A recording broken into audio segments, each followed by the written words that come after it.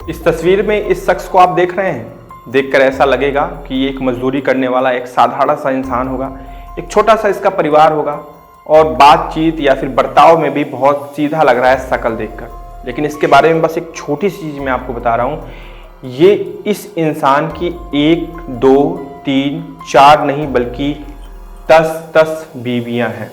पिछले 10 साल में इसने 10 शादियाँ कर रखी हैं। बड़ा आश्चर्य हुआ आपको जानकर। लेकिन जो 10वीं पत्नी है उसके साथ इसने ऐसा कुछ किया जिसके बाद ये सुर्खियों में आ गया। आखिर हुआ क्या था, चलिए शुरुआत करते हैं। नमस्कार, मेरा नाम है राहुल और आप देख रहे हैं 9 PM विद GRD। इस शख्स का नाम है ढोलू राम, जो कि रहने वाला है जसपुर छत्तीसगढ़ का। अब इस ढोलू राम को आज से तकरीबन 11 साल या 10 साल पहले इसकी एक शादी होती है, एक अरेंज मैरिज। और arrange marriage in the sense कि परिवार वाले खोज कर लाते हैं एक लड़की को और ढोलू उसको पसंद कर लेता है, लड़की भी इसको पसंद कर लेती है और दोनों के साथ में शादी हो जाती है। शादी काफ़ी अच्छे से होती है, सब कुछ सही चल रहा होता है। लेकिन मात्र 1 साल बाद ही ढोलू राम अपनी पत्नी से कहता है कि मैं एक दूसरी शादी करूँगा। तो ढोलू राम की पत्नी इस चीज़ का विरोध करती है, कहती है कि ऐसे कैसे, मैं आपके साथ हूँ, मैं आपकी पत्नी हूँ, तो आप मेरे अलावा किसी और से शादी कैसे कर सकते हैं। उसकी इस बात का जवाब देते हुए ढोलू राम कहता है कि तुम पागल हो, मैंने तुमसे शादी की है रीति रिवाज से, सबकी सहमति से, लेकिन अब मैं जो शादी करने जा रहा हूँ ये एक लव मैरिज है, यानी कि मैं अपनी पसंद से शादी कर रहा हूँ और तुम मुझे मना नहीं कर सकती हो। पत्नी जब हल्का सा विरोध करती है तो ढोलू राम उसको खौफ में डाल देता है और ऐसे खौफ में डालता है कि पत्नी की हालत खराब हो जाती है। वो बोलना बंद कर देती है कि कहती है ठीक है, तुम्हारी जो इच्छा है तुम कर लो। और शादी के महज 1 साल बाद ही ढोलू राम पहली लव मैरिज करता है, यानी कि अब वो 2 बीवियों का पति बन चुका था। और उस औरत के साथ भी महज 4 से 6 महीने रहने के बाद ढोलू राम तीसरी लव मैरिज करता है, फिर चौथी, फिर 5वीं, फिर 6वीं, फिर 7वीं, फिर 8वीं, फिर 9वीं और लास्ट में 10वीं।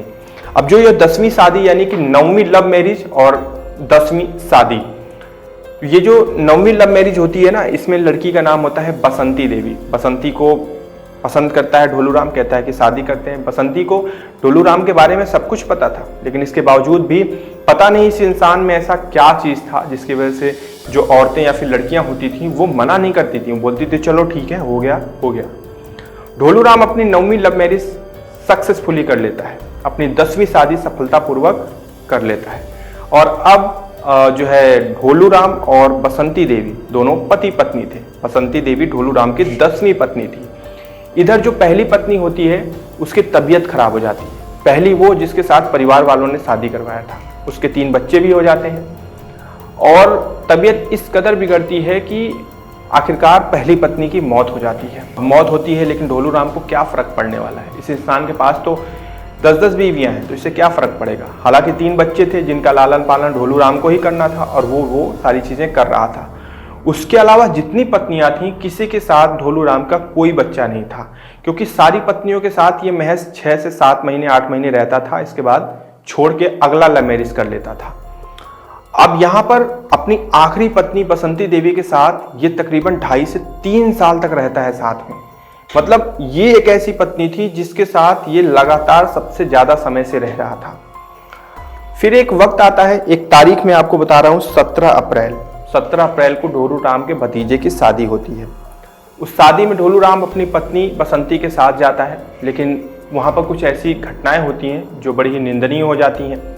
जो बसंती देवी होती है वो साड़ी, चावल और तेल उस शादी के माहौल से चोरी करने लगती है, जहाँ उसे दिखता है वहीं से वो उठाकर चोरी करने लगती है।